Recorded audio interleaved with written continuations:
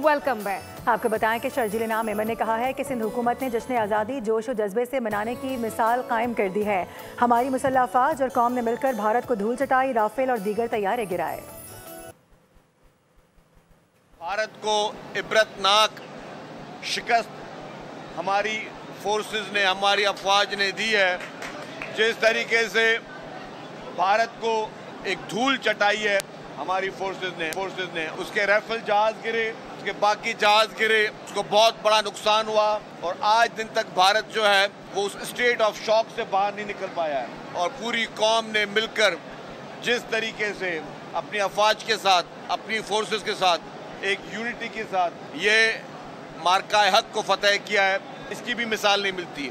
हमें सियासी इख्तलाफात सबको ख़त्म करके पूरी पाकिस्तानी कौम को मिलकर जो है एक मजबूत कौम बनकर हमें इन तमाम चैलेंजेस को मुकाबला करना चाहिए। जिस तरह चेयरमैन बिलावल भुट्टो जरदारी साहब ने उस जंग के दौरान भी जिस तरीके से पूरी इंटरनेशनल मीडिया में पाकिस्तान का मुकदमा लड़ा। सब्सक्राइब करें और बेल दबाएं ताकि कोई खबर रह न जाए।